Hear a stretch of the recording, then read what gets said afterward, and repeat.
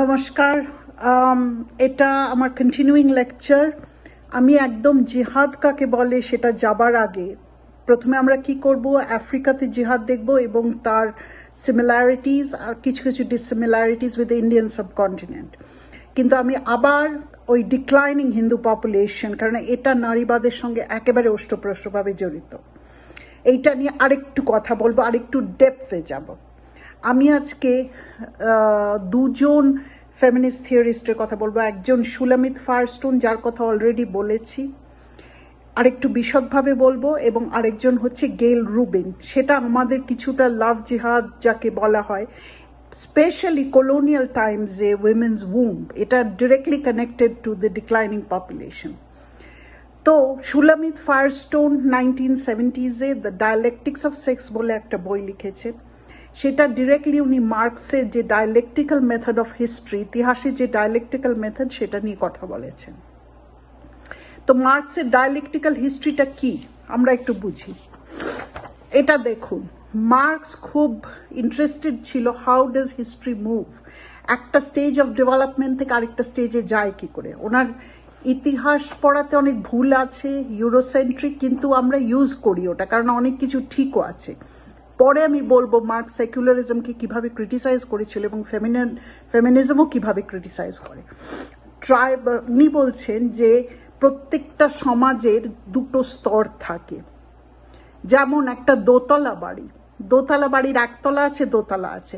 একতলাটা বেশি ইম্পর্টেন্ট দোতলা থেকে, কেন একতলা পড়ে গেলে দোতলা পড়বে না। সেরকম ওনার যে বেস, যেটা উনি বলছেন, বা কাঠামো, সেটা বেশি ইম্পর্টেন্ট। সেটাই ওপর তলাকে চালু করছে। সেই বেসটা কি? এমপি আর আরপি। এটা কি? মোডস অফ প্রোডাকশন আর রিলেশনস অফ প্রোডাকশন। কিভাবে আমরা নিজেদের যে দৈনন্দিন জীবন যে প্রডিউস করি, আমাদের খাবার, আমাদের অন্ন সংস্থা, আমাদের ঘর বাড়ি বাসস্থান, আমাদের জামা কাপড়, সেইটা কিভাবে হয়, সেটা ট্রাইবাল উপায়ও হতে পারে, হান্টার গ্যাদারার সোসাইটি, এবং সেটার উপরে ডিটারমিন্ড কিন্তু আমাদের relations of production. Relations of production মানে সেই যে মোডস অফ প্রোডাকশন, তার দ্বারা ডিটারমিন্ড হয় আমরা একে অপরের সঙ্গে কিভাবে ব্যবহার করব। আমি হয়তো জেলে, আপনি হয়তো কৃষক, দুজনেই দুজনকে লাগবে। এইটাই উনি বলেছেন কাঠামো। এই যে প্রোডাকশন বা আমাদের যে দৈনন্দিন জীবন আমরা যেটা লিড করি, সেই দৈনন্দিন জীবনে যে প্রডিউস করতে আমাদের বেঁচে থাকার জন্য, সেই প্রোডাকশনটাই কিন্তু কাঠামোটা। একতলা, দোতলায় কি আছে, সেই প্রোডাকশনটার প্রতিফলিত হচ্ছে দোতলায়। রাষ্ট্র, স্টেট, সিভিল সোসাইটি, সমাজ, কালচার, যার মধ্যে রিলিজন আসছে, ধর্ম আসছে, ইত্যাদি সমস্ত কিছু এই মোডস অফ প্রোডাকশন ছাড়া উনি বলছেন দোতলায় থাকে। এবং শুধু তাই না, উনি এও বলেছেন যে এই দোতলায় যারা থাকে তারা এটারই প্রতিফলন। Tribal mode of production, tribal culture reflected হচ্ছে। আচ্ছা, সেই রকম ট্রাইবাল রিলিজিয়নও, অ্যানিমিস্টিক রিলিজিয়ন, নেচার ওয়ার্শিপ, সেটা তার ফান্ডামেন্টাল মোড অফ প্রোডাকশনকে প্রতিফলিত করছে। তারপরে যখন এই মোড অফ প্রোডাকশন চেঞ্জ হয়, আমরা লাঙল শিখছি, আমরা ইরিগেশন শিখেছি, আমরা জমি কর্ষণ করতে শিখেছি, তখন সেটা অ্যাগ্রিকালচারাল সিস্টেমে চলে যায় এবং modes of production, relations of production আলাদা হয়ে যায়। মোডস অফ প্রোডাকশন তখন কৃষিকাজ, রিলেশনস অফ প্রোডাকশন আমার সঙ্গে আপনার কি সম্পর্ক।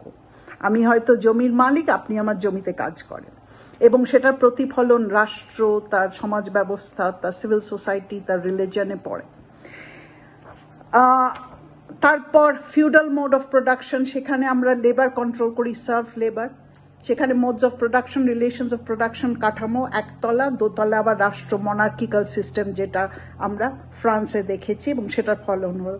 ফ্রান্সে কি হয়েছিল, একটা নতুন সার্ফরা, যারা দাস ছিল ওখানে, তারা চলে গেছিল, পালিয়ে গেছিল। চলে তো আর তার ফ্রি করে না, পালিয়ে গিয়ে তারা বুর্গার্স করতে, সেই বুর্গার কথাটা থেকে বুর্জোয়া এসছে, তারা ট্রেড করে অনেক টাকা করেছিল। যারা যখন ফিরে এসেছিল তারা দেখেছিল তাদের কোনো অধিকার নেই, রাষ্ট্র তাদের কোনো অধিকার দেয়নি, কিন্তু অনেক টাকা আছে, কিন্তু জমি কিনতে পারবে না, কারণ জমি ইনহেরিটেড, বংশ পরম্পরায় চলে আসে। তখন তারা কি করলো, ক্যাপিটালিস্ট সিস্টেমের জন্য ফাইট করলো, সেটাকে আমরা ফ্রেঞ্চ রেভলিউশন বলি। তাদের সঙ্গে ওয়ার্কাররা এবং কৃষকরাও ছিল, কারণ তারা একা ওই যুদ্ধটা রাষ্ট্রযন্ত্রের বিরুদ্ধে, রাজার বিরুদ্ধে করতে পারতো না। এবং তখন হলো capitalist mode of production, capitalist state, যেটা আমরা ডেমোক্রেসি বলি। সুলামিত ফায়ারস্টোন এই পুরো যে মেথডটা, পদ্ধতিটা নিয়েছে, কিন্তু ওই কন্টেন্টটা চেঞ্জ করেছে। কি করেছে? বলেছে যে এই যে ফাইটটা, এটা control of the means of production নয়। প্রত্যেকটা ঐতিহাসিক স্টেজে কেউ কন্ট্রোল করে মোডস অফ প্রোডাকশন। ট্রাইবাল স্টেজে ট্রাইবাল লর্ড, এগ্রিকালচারাল স্টেটে এগ্রিকালচারাল লর্ড, ফিউডাল স্টেটে ফিউডাল লর্ড, ক্যাপিটালিস্ট স্টেটে ক্যাপিটালিস্টরা। যারা এটাকে কন্ট্রোল করে তারা রাষ্ট্র, সমাজ ব্যবস্থা সবই কন্ট্রোল করে। সুলামিত ফায়ারস্টোন বলেছে সেটা না, এই মেথডটা ঠিক আছে, ওনার ডায়ালেকটিক্যাল মেথড, যেভাবে সংঘাতের মধ্যে দিয়ে ইতিহাস এগোচ্ছে, কিন্তু যেটা ভুল ওনার সেটা হচ্ছে যে এই কন্ট্রোলটা, লড়াইটা মোডস অফ প্রোডাকশনের উপরে না, জন্য না আমি কন্ট্রোল করতে পারছি, এটা মোডস অফ রিপ্রোডাকশন, কে লেবার পাওয়ার বেশি কন্ট্রোল করে। আমরা অ্যারিস্টটলের কথা বলেছি যে স্লেভদের লেবারটা যুক্তিগত, ওদের অ্যাকর্ডিং টু অ্যারিস্টটল যুক্তি ছিল না বলে ওদের কারুর আন্ডারে কাজ করতে হতো, যার যুক্তি আছে, গ্রিক মেল, কিন্তু ওদের লেবার পাওয়ারটা ছিল, এবং এই লেবার পাওয়ার কন্ট্রোলের জন্যই কিন্তু পুরো ইতিহাসটা। এখন আমরা যদি দেখি আমাদের যে ডিক্লাইনিং হিন্দু পপুলেশন, সেটা একটা হচ্ছে লেবার পাওয়ারটা নিয়ে আমরা কি করব। আমাদের যদি বিরাট মিছিল করতে হয়, আমাদের যদি আন্দোলন করতে হয়, সেখানে আমাদের লেবার পাওয়ার দরকার। সেখানে যদি এনাফ লেবার পাওয়ার না থাকে, আমরা টেকনোলজি ইউজ করতে পারি, আবার সেই সেম জিনিসে চলে আসছে। আমরা তো করছি অলরেডি ইন্টারনেট টেকনোলজি করে আমরা প্রচার করছি। টেকনোলজি হলে একটা সুবিধা হয়, কম লোকে অনেক কিছু কাজ করতে পারে। টেকনোলজিক্যাল যে লেবারটা, সেটা অ্যানিমাল লেবার বা হিউম্যান লেবারের থেকে অনেক এফিশিয়েন্ট ইন আ ওয়ে, কিন্তু গাইডিং ফোর্স সেই মানুষই। সেই জন্য কিন্তু আমাদের এই টেকনোলজি সাহায্যটা নিতে হবে।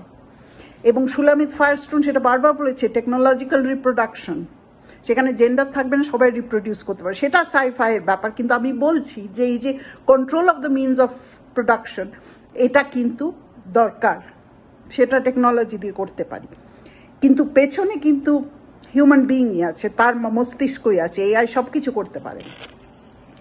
দ্বিতীয় যে আমাদের ফেমিনিস্ট থিওরি, নারীবাদের থিওরির সঙ্গে জেনোসাইড এবং ডিক্লাইনিং পপুলেশনের যে কানেকশন, আমরা লাভ জিহাদ বলে একটা কথা বলি, এখন সেটা নিয়ে অনেক কন্ট্রোভার্সি আছে, ইচ্ছা আছে, ইত্যাদি আছে। যে কনসেন্ট, যেমন রেপের বেলায় নারীবাদের চোখে রেপ একটু আলাদা। পুরুষতান্ত্রিক রেপ হলো ডেফিনেশন হচ্ছে লয়ের যে ডেফিনেশনটা পেনিট্রেশন, কিন্তু নারীবাদ হচ্ছে পাওয়ার সিস্টেমস, বিরাট নেটওয়ার্ক। আচ্ছা, এখন কনসেন্ট না কোয়ারশন, লাভ জিহাদটা ডিসেপশনের উপর, তো সেটা নিয়ে আমি পরে আলোচনা করব, কিন্তু একটা ক্লোজ জিনিস টু লাভ জিহাদ আমি এখন বলছি কিভাবে আসছে। একটু পেছনে ফিরে যায়। এর মধ্যে আমি একটা জিনিস রিকোয়েস্ট করছি, আমার নারীবাদের উপর, ফেমিনিস্ট থিওরির উপর ইংলিশে চ্যানেল সোয়াকা চ্যানেল 2-তে যে ভিডিওগুলো আছে সেগুলো দেখবেন, তাহলে এটা অনেক প্রাসঙ্গিক হবে। তো নারীবাদের থিওরিতে আমি একটু পেছনে গিয়ে ফ্রয়েডের থিওরির কথা বলছি। ফ্রয়েড তার টোটেম অ্যান্ড টাবুতে বলেছে একটা রিমোট পাস্টে ইনসেস্চুয়াস ছিল সবাই, নিজেদের ট্রাইবাল মা বোনের সঙ্গেই তারা সেক্স করতো। তারপরে কোনো রিমোট পাস্টে, এগুলো সমস্ত মিথোলজি থেকে বার করেছেন উনি। Brother rose up in revolt এবং বাবাকে খুন করলো, কিলিং অফ দ্য ফাদার, এটা মেটাফরিক্যাল, রূপক একটা, এবং বাবার দেহটা খেলো, ব্লাডটা নিল ভেতরে এবং প্রমিস করলো যে কোনো ইনসেস্ট রিলেশনশিপ করবে না। তারা কি করবে, মেয়েদের অন্য ট্রাইবকে দেবে, অন্য ট্রাইবের থেকে মেয়ে আসবে, এরকম একটা এক্সচেঞ্জ হলো। সত্যি নয়, এগুলো সমস্তই রূপক গল্প ইত্যাদি। সো ইনসেস্ট ট্যাবু কিন্তু মানুষের জীবনে, হিউম্যান স্পিসিসে প্রথম ট্যাবু। মার্সেল মাউস বলেছে রাষ্ট্র নেই, এরকম সব ট্রাইবও দিনের পর দিন তো বেশ কোহিসিভ রিলেশনশিপ মেনটেন করে। কি করে? আমাদের তো কি হয়েছে, মডার্ন রাষ্ট্র তো সব চাপিয়ে রেখেছে, আমাদের এত ধর্ম, এত জাতি, সবকে একসঙ্গে একটা নেশন এনে চাপিয়ে রেখেছে। তো তখন মার্সেল মাউস বলল যে তারা গিফট গিভিং করে সমানে, একে ও দেয়, ওকে ও দেয়, সেই জন্য সবসময় যে যুদ্ধ হয় তা না। উপঢৌকন যেটা রাজাদের ছিল। লিভাই স্ট্রাউস হচ্ছে মার্সেল মাউসের ছাত্র, সে বলল হ্যাঁ সবসময় জিনিস দেয়, কিন্তু একটা জিনিস, আমি হয়তো ওই ট্রাইবকে, আমি একটা ট্রাইব, অন্য আরেকটা উপজাতি, আমরা দুজনে গিফট গিভিং করছি, আমি ওকে চাল দিচ্ছি, ও আমাকে গম দিচ্ছে বা আটা দিচ্ছে, হোয়াটএভার, সেগুলো তো কনজিউম হয়ে যাবে, তারপরে একটা সম্পর্কটা কি করে এস্টাবলিশ হবে? বলছে তখন একটা ইউনিভার্সাল কমোডিটি অফ এক্সচেঞ্জ বলেছে। পণ্য, একটা পণ্য আছে যেটা সর্বজনীন, সেটা হচ্ছে মেয়ে।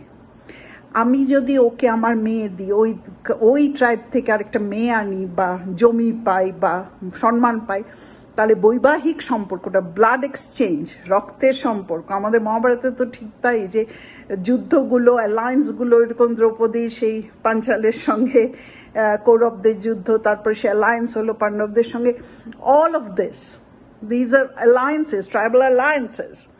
এই অ্যালায়েন্স করে আমরা কিনশিপ স্ট্রাকচার করি, তাহলে আমি ওকে আর অ্যাটাক করবো না, কারণ আমাদের দুজনের গ্র্যান্ড চিল্ড্রেন, নাতি নাতনিরা কিন্তু একই ব্লাড বহন করে, এটা খুব ইম্পর্টেন্ট।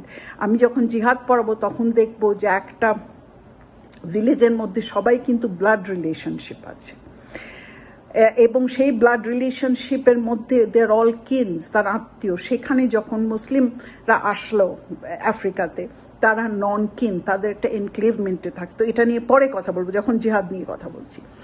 এখন এটা দেখুন যে এটা লেভি স্ট্রাউসের মতো, এবং গেল রুবিন যে নারীবাদী থিওরি, সে বলেছে ম্যারেজ হচ্ছে একটা ট্রাইব থেকে আরেকটা ট্রাইবে কোনো একটা জিনিস পাস করা, এবং এই জিনিসটা হচ্ছে ওমেন, তাহলে তাদের আত্মীয়তার বন্ধন হবে।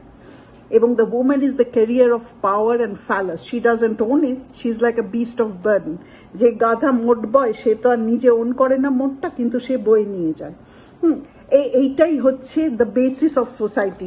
ওই মার্কস যে বলেছে না বেস অ্যান্ড সুপার স্ট্রাকচার, সেটা নেই, কিনশিপ স্ট্রাকচার। এনশিয়েন্ট সোসাইটিতে এই সবটাই কিনশিপ স্ট্রাকচার, এবং আমাদের মহাকাব্যগুলোতে এটা আমরা দেখবো যে সবাই সবার সঙ্গে আত্মীয়তার বন্ধন আছে, ব্লাড রিলেশনশিপ। হ্যাঁ, যুদ্ধ হয়েছে, কুরুক্ষেত্র হয়েছে ইত্যাদি। তো এখন আপনি যদি জিহাদের কলোনাইজেশনগুলো দেখেন, সেখানে আমি পড়ে দেখাবো যে সেখানে কিন্তু যখন স্প্যানিশ কনকুইস্তাদোরারাও তাই, এবং যখন আরবরা এলো আফ্রিকাতে, তারা কিন্তু লোকাল উইমেনদের সঙ্গে ওই সম্পর্কটা করলো এবং তাদের বিয়ে করলো, এবং তাতে তারা অনেক এন্ট্রি পেল, ওই তারা কিনশিপের মধ্যে চলে এলো, ওই আত্মীয় বন্ধনের মধ্যে। কলোনাইজেশন এটা একটা বিরাট জিনিস।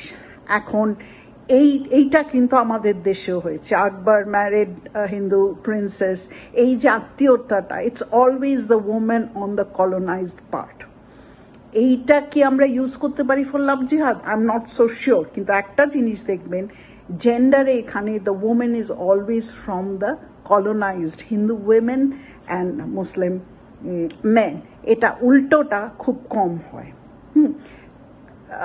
তার মানে কি, সেই যে কলোনিয়াল লেগাসিটা, সেই যে আমাদের ঔপনিবেশিকতার যে লেগাসিটা, সেটাই কি চলছিল লাভ জিহাদে? I am not sure. এই নিয়ে, এই জিহাদ নিয়ে আমি অনেক লেখা আছে, আপনারা আমাদের ওয়েবসাইটে যাবেন swaka.h.in, সেখানে ব্লগে আমার প্রচুর লেখা আছে, পড়বেন। আমি আবার যখন জিহাদ পড়াবো তখন জিহাদ ইন আফ্রিকা এবং তার সিমিলারিটি উইথ ইন্ডিয়ান সাবকন্টিনেন্ট, আমি এই কথাগুলো আবার বলবো, কিন্তু আপনারা দেখে নেবেন। আজ এই পর্যন্তই।